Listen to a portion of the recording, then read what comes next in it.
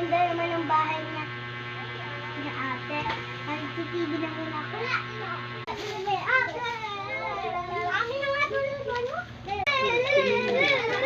Walang pulihin niya. Before starting, please subscribe to the Quick Quiz channel for more exciting quizzes. Gising na muna. Magbigas ka na muna. Sige po. Ako na po sa CN. Go. Ano po pala na bago ko sa CN? Ako si Elma. Pwede niyo, you can call me Mommy Elma. Okay po. Ako para maganda na sa akin.